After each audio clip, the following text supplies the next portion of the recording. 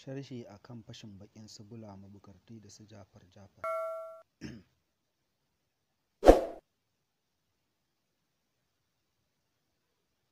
Jama'a assalamu alaikum wa rahmatullahi wa barakatuhu.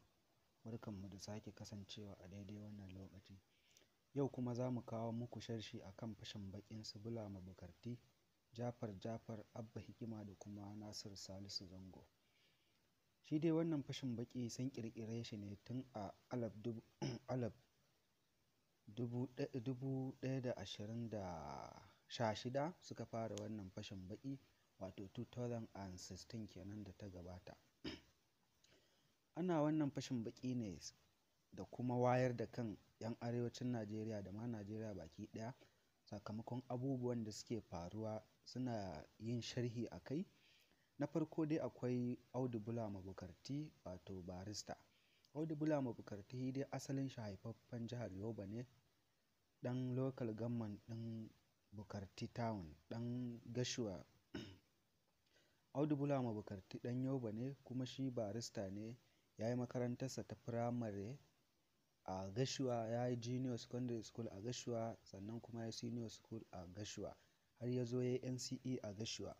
Daga baya ya tafi jami'ar Bayero ya je ya karanci law, har ma bayan ya gama makarantarsa a 2010 zuwa 11 jami'ar Bayero ta ba shi aikin koyarwa, wato lecturing. Ya fara kenan sai ya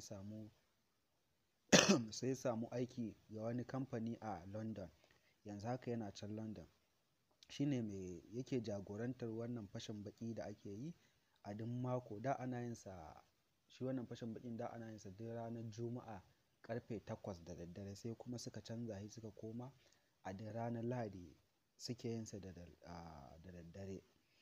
Na biyun su Jafar Jafar.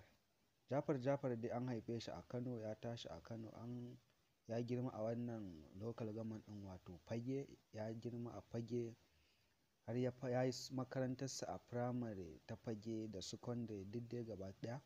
Daga baya ya tafi jami'ar Bayero, shi ma ya kammala jami'ar Bayero. Da ya nemi course ɗin law bai samu ba, sai ya koma mass communication, a nan ya gama digirinsa na farko. Daga baya bayan tun kafin ma ya gama makarantar BUK ya samu aiki, wato a Daily Trust. Dama ya daɗe yana aikin jarida tun ma kafin ya gama digiri. Daga baya, bayan Dr. Rabi'u Musa Kwankwaso ya dawo tenuwa ta biyu, wato 2011, aka yi masa wato special advisor na mai girma gwamna a lokacin, injiniya Dr. Rabi'u Musa Kwankwaso, na harkar media. Daga bisani iyayi har ya samu kanshi gahi yanzu shi ma yana can London sakamakon wani faifan bidiyo da ya haɗa na Ganduje yana zuba dala a aljihu. To tun a sannan aka ɗan samu matsala da ɓangaren su Ganduje, suna nema su yi mai da abin da ba haka nan yake ba. Ya tsallake ya bar ƙasar ya koma can London da zama. Na ukun shine Abba Hikima. Abba Hikima haifaffen jihar Kano ne, ɗan Fage local government, unguwar Fage.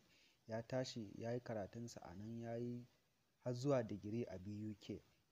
Abba Hikima Fage ya gama jami'arsa tun da wuri, to daga baya sai ya koma ya karatun law. Bayan ya gama digiri ne ya koma kuma karatun law. Ana nan ya shi yanzu har ya zama barista, wato ba inda ba a san shi ba a arewacin Najeriya da ma Najeriya baki ɗaya. Abba Hikima ya yi ƙaurin suna ganin yadda yake taimakawa talakawan ƙasar nan da ma 'yan arewa baki ɗaya, wacce duk wata matsala idan ta taso, in aka sa shi a gaban insha Allahu za a shanyo kanta. Sakamakonsa barista ya gogagge kuma baya tsoro. Haka ne ma ta sa ya bashi ƙwarin gwiwa ganin yana taimakawa talakawa. Abba Hikima dai ƙwararren lauya ne, sakamakon haka ne ma ba a fiye ka da shi a shari'a ba idan ya karɓi shari'a. Iya tsaya jajirce ya ga an ba mai gaskiya gaskiyarsa, sannan kuma an hukunta wadda yake ba shi da gaskiya. Bugu da ƙari, Abba Hikima yana da wata baiwa ta baya so ya ga ana zaluntar talaka. Sakamakon haka ne ma talakawan Kano mafi yawanci in aka zalunce su sai a ce ku tafi wajen Abba Hikima zai kwato muku yancin ku. Shi kuma daga da ya ga wannan abun ya tsaya jajirce akan ya ga an kwata wa wadda aka zalunta haƙƙinsa, wato shine Abba Hikima. Sai na hudunsu shine Nasiru Salisu Zango. Nasiru Salisu Zango dai ƙwararren ɗan jarida ne, yana aiki a Freedom Radio, shi ma haifaffen jihar Kano ne, ya tahi a Kano, ya yi karatunsa a Kano, har ma shi ma ya yi digiri, ya yi sabis a Onitsha. Nasiru Salisu Zango dai kowa san shi, in dai matuƙar kana mu'amala da rediyo, kowa san shi a Freedom Radio ta Kano.